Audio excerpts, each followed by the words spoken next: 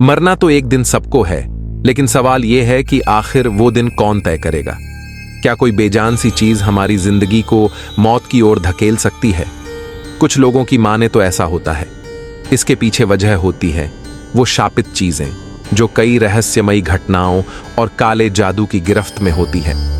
आइए वीडियो शुरू करते हैं और जानते हैं दुनिया की 10 सबसे शापित चीजें के बारे में।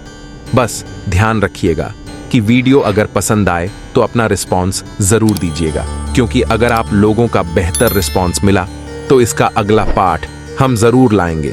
रहस्यमय दुनिया YouTube चैनल में आपका स्वागत है। Number 1, Robert the doll. Robert the doll की श्रापित कहानी बेहद प्रसिद्ध और रहस्यमय है, जिसकी शुरुआत 1900 के दशक के आरंभ में फ्लोरिडा के वेस्ट से होती है। इस गुड़िया का मालिक रॉबर्ट यूजीन ऑटो, जिन्हें जीन कहा जाता था। यह गुड़िया जीन को उसके परिवार की नौकरानी ने उपहार के रूप में दी थी। कहा जाता है कि वह नौकरानी काले जादू की प्रैक्टिस करती थी और उसने गुड़िया पर कोई श्राप डाल दिया था। जीन ने इस गुड़िया को रॉबर्ट नाम दिया और उसके साथ एक अनोखा रिश्ता बना लिया। समय के साथ परिवार ने रॉबर्ट के साथ कुछ अजीब घटनाएं महसूस करनी शुरू कर दी। जीन अक्सर दावा करता कि जब भी कुछ गलत होता तो रॉबर्ट जिम्मेदार होता। उनके माता पिता ने कई बार देखा कि गुड़िया खुद से हिल रही थी और कमरे में अजीब आवाजें आती थीं। कुछ लोगों का मानना था कि गुड़िया की आंखों में जीवन था और वह दूसरों पर नजर रख रही थी। जीन की मृत्यु के बाद रॉबर्ट गुड़िया को एक संग्रहालय में रखा गया, लेकिन उसकी रहस्यमय घटनाएं यहीं खत्म नहीं हुई। कहा जाता है कि जो लोग इस गुड़िया की तस्वीर खींचते हैं या इसके साथ दुर्व्यवहार करते हैं, उन्हें अजीब और दुर्भाग्यपूर्ण घटनाओं का सामना करना पड़ता है। संग्रहालय में आने वाले कई पर्यटकों ने दावा किया है कि उन्होंने इस गुड़िया के साथ तस्वीर लेने के बाद शापित महसूस किया और उनकी जिंदगी में बुरी घटनाएं होने लगीं।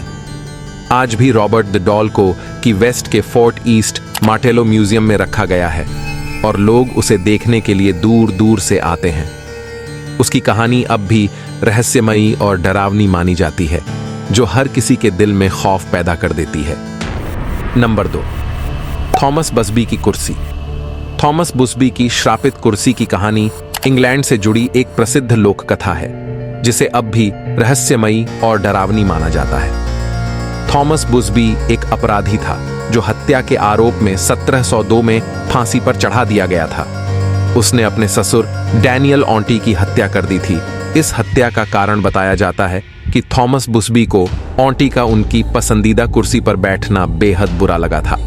कहानी के अनुसार जब थॉमस बुसबी को फांसी की सजा सुनाई गई तो उसने अपनी पसंदीदा कुर्सी पर बैठने वाले सभी लोगों को श्राप दे दिया। कहा जाता है कि जो कोई भी उस कुर्सी पर बैठेगा उसकी मौत निश्चित है। फांसी के बाद से ही इस कुर्सी को श्रापित माना जाने लगा। इस श्राप की ताकत को लेकर कई घटनाएं सामने आई हैं। माना जाता है कि कई लोग जो इस कुर्सी पर बैठे वे रहस्यमयी दुर्घटनाओं का शिकार हुए और उनकी मौत हो गई। इस वजह से स्थानीय लोगों के बीच इस कुर्सी का डर बढ़ता गया। कई दशकों बाद इस श्रापित कुर्सी को एक म्यूजियम में रख दिया गया। इसे एक ऊंचे स्थान पर लटका दिया गया ताकि कोई गलती से भी इस पर न बैठ सके। थॉमस बुसबी की कुर्सी आज भी एक रहस्य और लोक कथा का हिस्सा है, जिसे लोग अंधविश्वास या वास्तविकता के रूप में मानते हैं। इस कहानी ने लोगों के मन में एक गहरा डर पैदा किया है, जो पीढ़ियों से कायम है। नंबर 3, वैलेंटिनो की श्रापित अंगूठी। वैलेंटिनो की श्रापित अंगूठी एक रहस्यमय और खौफनाक कहानी है, जो हॉलीवुड की स्वर्णिम युग की दुखद घटनाओं से जुड़ी है। यह अंगूठी मशहूर हॉलीवुड अभिनेता रुडोल्फ वैलेंटिनो से संबंधित थी, जिन्हें 1920 के दशक का सबसे आकर्षक और लोकप्रिय अभिनेता माना जाता था। कहानी के अनुसार वैलेंटिनो ने एक दिन एक प्राचीन जौहरी की दुकान से यह अंगूठी खरीदी थी।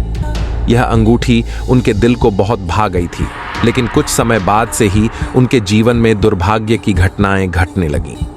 1926 में जब उन्होंने अपनी अंतिम film Son of the Sheik की शूटिंग की तो तो उनके स्वास्थ्य में गिरावट आई। वह पेट की गंभीर समस्या से पीड़ित हो गए और कुछ ही समय बाद उनकी मृत्यु हो गई। यह माना जाता है कि उनकी इस आकस्मिक मृत्यु का कारण वही श्रापित अंगूठी थी। वैलेंटिनो की मृत्यु के बाद भी इस अंगूठी के साथ जुड़े लोग अजीब दुर्घटनाओं का शिकार होते रहे। सबसे पहले उनका सबसे करीबी दोस्त, जिसने यह अंगूठी पहनी थी, एक कार दुर्घटना में मारा गया। बाद में अभिनेत्री पॉली नेग्री, जो वैलेंटिनो की करीबी मित्र थीं, ने भी अंगूठी पहनने के बाद कई दुर्भाग्यपूर्ण घटनाओं का सामना किया। इस श्रापित अंगूठी के कारण जितने भी लोगों ने इसे पहना, उनका जीवन दुख और विनाश से भरा रहा। इस कहानी ने वैलेंटिनो की मृत्यु के बाद उनकी छवि को और भी रहस्यमयी बना दिया। आज भी यह अंगूठी हॉलीवुड के सबसे बड़े रहस्यों में से एक मानी जाती है, जिसे कोई छूने या पहनने की हिम्मत नहीं करता। नंबर 4, एना बेकर की शादी की ड्रेस। अन्ना बेकर की शादी की पोशाक एक रहस्यमयी और ऐतिहासिक वस्तु है, जो पेंसिल्वेनिया के बेडफोर्ड काउंटी हिस्टोरिकल सोसाइटी संग्रहालय में रखी गई है। इस पोशाक से जुड़ी कहानी 19वीं सदी की है और यह एक दुख भरी प्रेम कहानी को दर्शाती है। अन्ना बेकर एक धनी परिवार की बेटी थीं।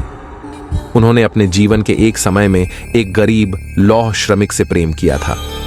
दोनों ने शादी करने का निश्चय किया और अन्ना ने अपनी शादी के लिए एक खूबसूरत सफेद पोशाक चुनी। लेकिन अन्ना के पिता एलियास बेकर को यह विवाह अस्वीकार्य था, क्योंकि वह चाहते थे कि अन्ना किसी उच्च समाज के व्यक्ति से शादी करे। उन्होंने इस शादी को रोक दिया, जिससे अन्ना का दिल टूट गया और उनकी शादी कभी नहीं हो पाई। अन्ना ने अपने जीवन का शेष भाग अविवाहित और दुखी बिताया। कहा जाता है कि वे उस पोशाक को देखकर गुस्से और पीड़ा में रहती थीं, क्योंकि यह उनकी अधूरी प्रेम कहानी का प्रतीक था। उनकी मृत्यु के बाद यह पोशाक संग्रहालय में रखी गई। कई लोगों का दावा है कि अन्ना बेकर की आत्मा आज भी उस पोशाक के आसपास भटकती है। संग्रहालय के कर्मचारियों और दर्शकों ने बताया है कि उन्होंने पोशाक को अपने आप हिलते हुए देखा है, मानो कोई अदृश्य शक्ति उसे छू रही हो। यह घटना इस पोशाक को और भी रहस्यमयी और आकर्षक बनाती है, जिससे यह एक लोक कथा और भूतहा कहानी का महत्वपूर्ण हिस्सा बन गई है। Number 5, the crying boy painting. The crying boy painting की कहानी रहस्यों और अंधविश्वासों से भरी हुई है। यह पेंटिंग 1950 के दशक में एक इटालियन चित्रकार ब्रूनो अमाडियो ने बनाई थी। पेंटिंग में एक छोटे लड़के को रोते हुए दिखाया गया है। पहली नजर में यह पेंटिंग बेहद साधारण लगती है, लेकिन इसके पीछे की कहानी काफी विचित्र और डरावनी है। 1980 के दशक में इंग्लैंड के कई घरों में आग लगने की घटनाएं हुईं। आश्चर्यजनक रूप से उन घरों में जहां आग लगी थी, वहां द क्राइंग बॉय पेंटिंग भी पाई गई। लेकिन सबसे चौंकाने वाली बात यह थी कि पेंटिंग कभी आग से नहीं जलती थी, जबकि बाकी सारा सामान राख में बदल जाता था। धीरे धीरे यह अफवाह फैल गई कि यह पेंटिंग शापित है और इसके कारण ही घरों में आग लग रही है। लोगों का मानना था कि जिस लड़के की तस्वीर पेंटिंग में है, वह अनाथ था और एक अनहोनी घटना के कारण उसकी मृत्यु हो गई थी। उसकी आत्मा इस पेंटिंग में कैद हो गई और अब वह बदला ले रही है। हालांकि वैज्ञानिकों ने इस रहस्य को सुलझाने की कोशिश की। उन्होंने बताया कि पेंटिंग में प्रयोग किए गए रंग और सामग्री आग रोधी थे, इसलिए यह आग से नहीं जलती थी। लेकिन अंधविश्वासों और कहानियों के कारण लोगों का डर बना रहा। इस कहानी ने द क्राइंग बॉय पेंटिंग को एक खतरनाक रहस्य बना दिया, जिसे आज भी कई लोग शापित मानते हैं। Number 6, hope diamond. Hope diamond एक दुर्लभ हीरा है जिसे श्रापित माना जाता है। इस हीरे का इतिहास 17वीं शताब्दी से जुड़ा है, जब इसे पहली बार भारत के आंध्र प्रदेश के गुंटूर जिले में कोल्लूर की खदानों से निकाला गया था। कहा जाता है कि यह हीरा भगवान विष्णु के मंदिर में एक मूर्ति की आंखों में जड़ा हुआ था। एक पुजारी ने इसे चुराया, जिससे देवता का अपमान हुआ और उसे श्राप मिला। इसके बाद से ही इस हीरे को लेकर श्राप की कहानियां शुरू हो गईं। पहले इसे फ्रांसीसी जौहरी जीन बैप्टिस्ट टैवर्नियर ने खरीदा था और वह बाद में गरीबी और बर्बादी में मरा। इसके बाद यह हीरा फ्रांस के राजा लुई 14वें के पास गया, लेकिन फ्रांसीसी क्रांति के दौरान उनकी मौत हो गई और यह हीरा चोरी हो गया। माना जाता है कि इसकी वजह से कई राजा रानियों की मौत हुई, जिसमें मैरी एंटोनेट भी शामिल थीं। 19वीं शताब्दी में यह हीरा ब्रिटिश बैंकर होप परिवार के पास पहुंचा और यहीं से इसे होप डायमंड का नाम मिला। लेकिन होप परिवार को भी भारी नुकसान उठाना पड़ा और परिवार दिवालिया हो गया। इसके बाद यह कई हाथों से गुजरा, लेकिन हर मालिक ने कुछ न कुछ दुर्दशा झेली। आखिरकार 1949 में अमेरिकी जौहरी हैरी विंस्टन ने इसे खरीदा और 1958 में इसे वॉशिंगटन डीसी के स्मिथसोनियन म्यूजियम को दान कर दिया। तब से इसे संग्रहालय में रखा गया है और कहा जाता है कि दान के बाद से इसके श्राप का असर खत्म हो गया। हालांकि इस हीरे की श्रापित कहानी आज भी रहस्य और रोमांच का हिस्सा बनी हुई है। Number 7, Little Bastard. Little Bastard की कहानी एक अद्भुत और रहस्यमयी यात्रा है। यह कहानी 1955 में शुरू होती है, जब एक युवा हॉलीवुड स्टार जेम्स डीन ने अपनी प्रसिद्ध पोर्श 550 स्पाइडर को खरीदा, जिसे उन्होंने प्यार से लिटिल बास्टर्ड नाम दिया। जेम्स डीन अपनी फिल्मों में विद्रोही और उग्र पात्र निभाने के लिए मशहूर थे और असल जीवन में भी उनका यही रवैया था। वह रेसिंग के बहुत शौकीन थे और अपनी इस नई कार के साथ वह रेस में हिस्सा लेने जा रहे थे। हालांकि उनके दोस्तों और शुभचिंतकों ने उन्हें चेतावनी दी थी कि यह कार उनके लिए अशुभ साबित हो सकती है, लेकिन डीन ने किसी की नहीं सुनी। 30 सितंबर 1955 को डीन कैलिफोर्निया के एक हाईवे पर अपनी लिटिल बास्टर्ड में रेसिंग के लिए जा रहे थे। रास्ते में एक अन्य कार से टक्कर हो गई और डीन की तुरंत मौत हो गई। उनके साथ बैठा मैकेनिक गंभीर रूप से घायल हुआ। जेम्स डीन की मौत के बाद लिटिल बास्टर्ड की कहानी और भी रहस्यमयी हो गई। कहा जाता है कि कार के हिस्सों को जब जब अलग अलग लोगों ने इस्तेमाल किया, हर बार कोई न कोई दुर्घटना हुई। कई लोगों की जानें गईं, कुछ घायल हुए और कुछ ने दावा किया कि कार के आसपास अजीब घटनाएं होती थीं। लिटिल बास्टर्ड आज भी एक रहस्य बनी हुई है और लोग इसे एक अभिशप्त कार के रूप में याद करते हैं, जिसने हॉलीवुड के एक चमकते सितारे की जिंदगी छीन ली।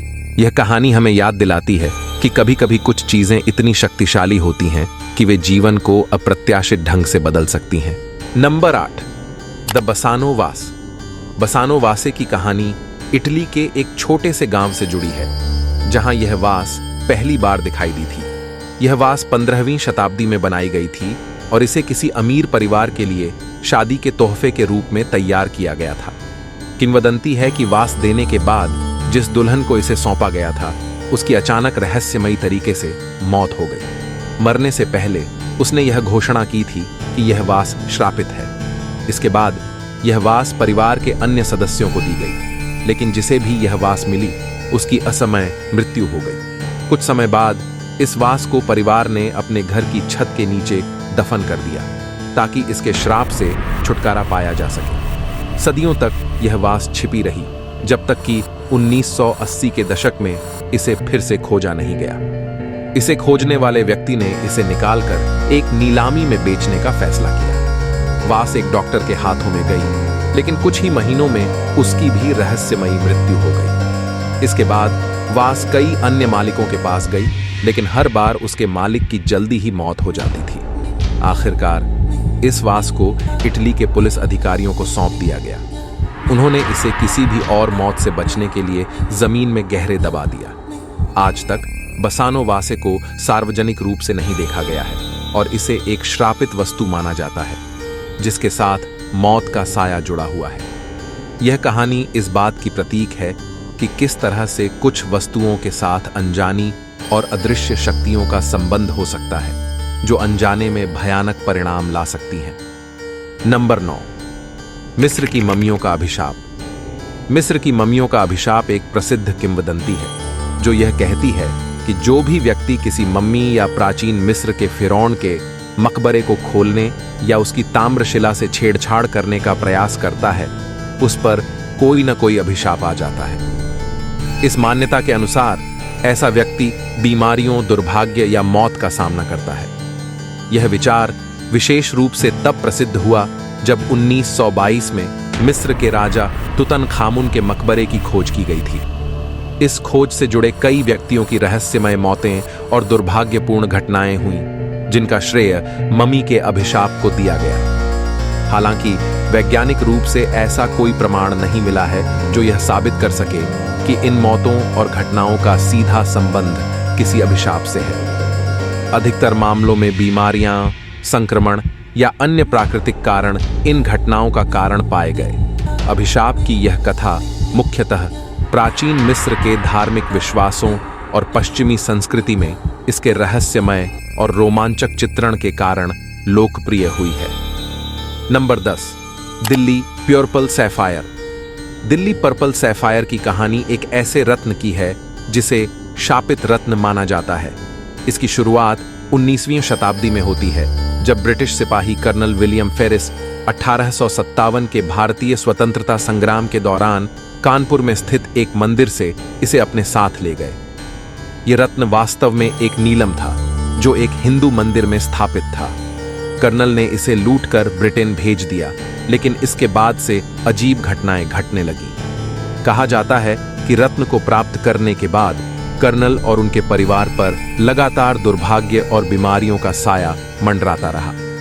यह सिलसिला केवल उनके साथ नहीं, बल्कि इसके बाद के सभी मालिकों के साथ भी जारी रहा। जो भी इस रत्न को अपने पास रखता, उसे किसी न किसी तरह की आपदाओं और बुरे समय का सामना करना पड़ता था। कर्नल के बाद यह रत्न वैज्ञानिक एडवर्ड हर्वे के पास गया। उन्होंने इसे अपने संग्रह में रखा, लेकिन उनके साथ भी बुरी घटनाएं होने लगी। हर्वे का विश्वास था कि यह रत्न शापित है। उन्होंने रत्न को अपने संग्रहालय में दान करने का निर्णय लिया, ताकि और लोग इसके प्रभाव से बच सकें। अंततः इसे लंदन के नेचुरल हिस्ट्री म्यूजियम में रखा गया, जहां आज भी इसे देखा जा सकता है। दिल्ली पर्पल सैफायर को लेकर बहुत सी कहानियां हैं, लेकिन इसका शापित होना अब भी एक रहस्य बना हुआ है। कुछ लोग इसे महज एक अंधविश्वास मानते हैं, तो कुछ इसे वास्तविक मानते हैं। चाहे जो भी हो, इस रत्न की कहानी आज भी लोगों को रोमांचित करती है। फिलहाल अब इन्हीं सब जानकारियों के साथ वीडियो समाप्त होता है। वीडियो कैसा लगा हमें कमेंट में ज़रूर बताइएगा। साथ ही इसके पार्ट 2 के लिए अपना रिस्पॉन्स ज़रूर दीजिएगा। धन्यवाद।